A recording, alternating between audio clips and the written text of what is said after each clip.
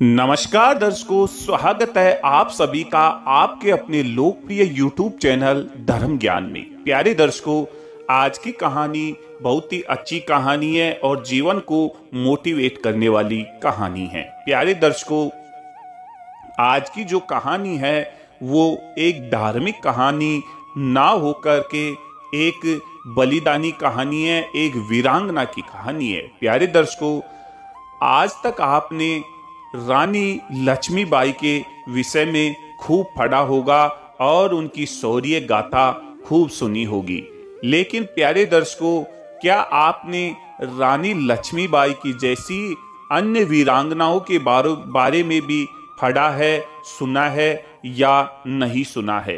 प्यारे दर्शकों, रानी लक्ष्मीबाई की तर्ज पर ही हमारे देश को आजाद कराने में हमारी बहनों का और हमारी वीरांगनाओं का इतना महत्व रहा है कि इस आजाद भारत में उनकी शौर्य गाथाओं को दबा दिया गया है।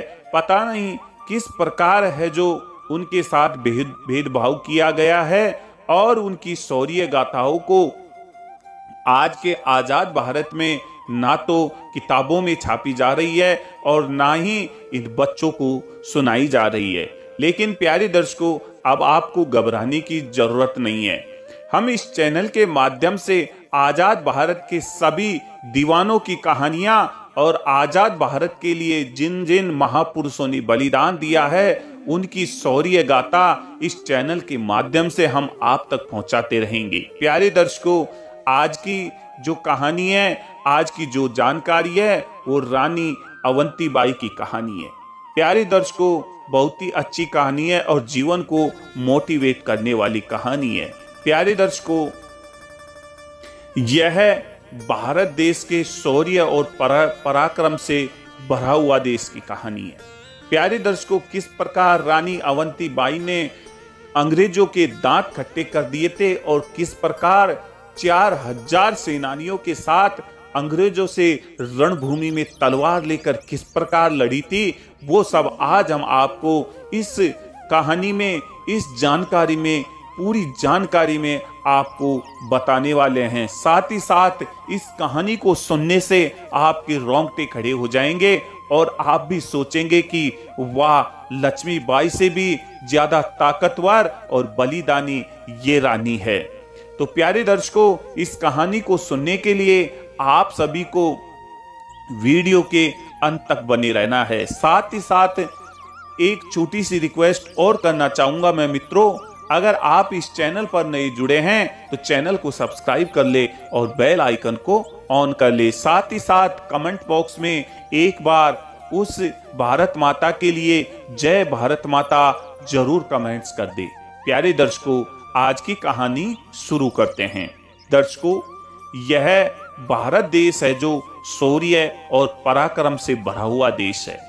यहाँ बसने वाले वीर गाथाओं ने देश एवं विदेश में एक एक भारतीय का सीना गर्व से चौड़ा किया है। प्यारे दर्शकों, रानी लक्ष्मीबाई हो या फिर रानी अवंतीबाई हो, वीरांगनाओं ने अपने राज्य और देश की स्वतंत्रता और गौरव के लिए अपने प्राण न्यौछावर कर दिए थे। मगर आज के भटके भारत ने इन सभी गाथाओं को भुला दिया है। इन वीरों को वह महत्व नहीं दिया गया जिनका यह हकदार थे। ऐसी एक वीरांगना की अमर गाथा आप सबके बीच में आज मैं लाया हूं। यह इतिहास है रानी अवंतीबाई का, जिन्होंने अंग्रेजों को उल्टे पांव भागने पर विवश कर दिया था। प्यारे दर्शकों, 16 अगस्त 1831 को आज के मध्य प्रदेश में रानी का जन्म हुआ। अवंतीबाई के पिता राव जुझार सिंह जिला सिवनी के जमींदार थे, जिन्होंने बचपन से अवंतीबाई को शिक्षा, घुड़सवारी एवं तलवारबाजी सीखने की छूट दी थी। यह बात इसलिए भी खास है क्योंकि उस समय और आज भी कई जगह बेटियों को घर का काम ज्यादा सिखाया जाता है। रानी अवंतीबाई के किस्से दूर दूर तक मशहूर होने लगे थे। दर्शकों, अवंतीबाई के साहस और कौशल को देखकर सभी आश्चर्यचकित रह जाते थे। रानी अवंतीबाई का विवाह है जो रामगढ़ रियासत के राजकुमार विक्रमादित्य सिंह से हुआ था।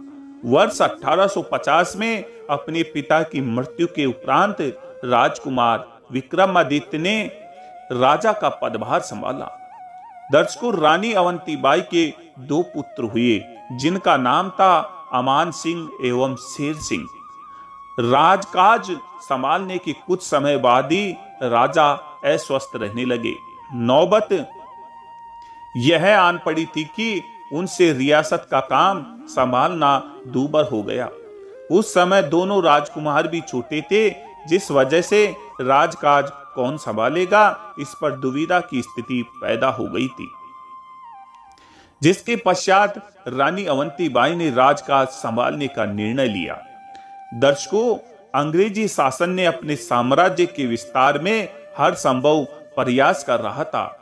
उस समय के ब्रिटिश राज के गवर्नर जनरल लॉर्ड डलहौजी, जिसका भारत में डॉक्ट्रिन ऑफ लैप्स कानून के जरिए सभी हिंदू बहुल प्रांतों को किसी भी तरह अपने साम्राज्य में शामिल करना ही उनका मकसद था। प्यारे दर्शकों, डॉक्ट्रिन ऑफ लैप्स ये अंग्रेजों के जमाने का ऐसा कानून था कि यदि राजा की मृत्यु हो जाती है और उसके अगर कोई पुत्र नहीं होता है तो उस राज्य को अंग्रेजों द्वारा हड़प लिया जाता था और किसी भी गोद लिए हुए पुत्र को राजकाज संभालने का हक अंग्रेज प्रदान नहीं किया करते थे।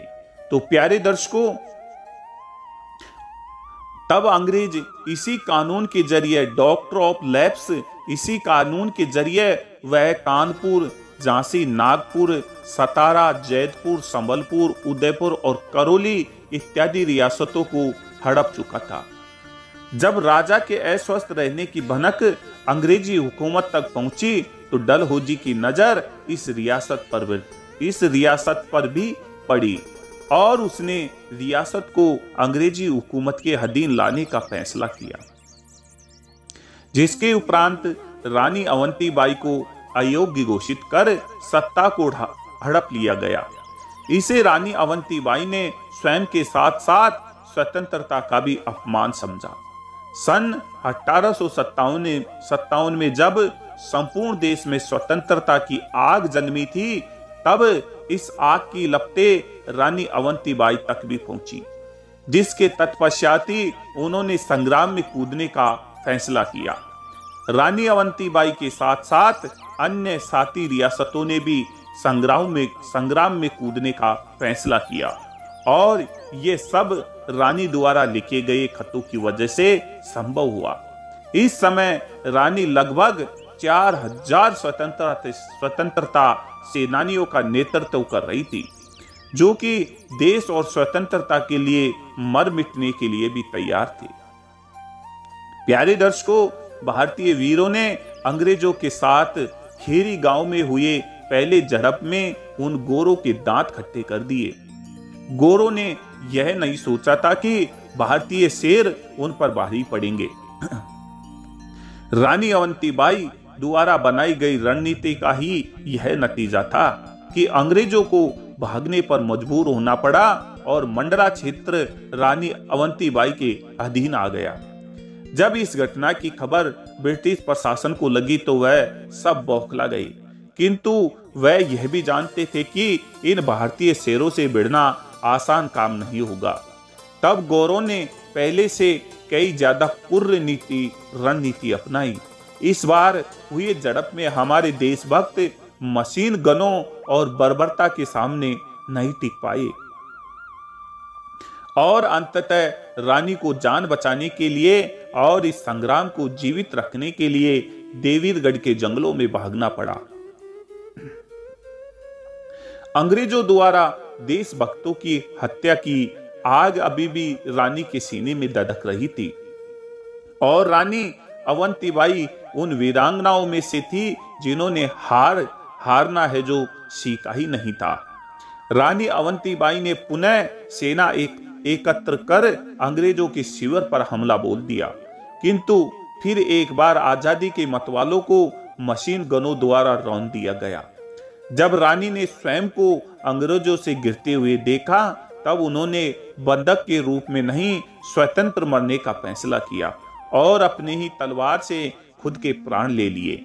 ऐसी ही कई स्वतंत्रता संग्राम के बाद देश भर में आजादी की मुहिम तेज हुई थी। ऐसे ही वीर वीरांगनाओं के बलिदान से प्रेरित होकर शहीद भगत सिंह, आजाद जैसे अनेकों स्वतंत्रता सेनानियों ने देश के लिए बलिदान दिए, जिसका परिणाम है आज का आजाद भारत। तो प्यारे दर्शकों, ये थी रानी अवंतीबाई की पूरी शौर्य गाथा।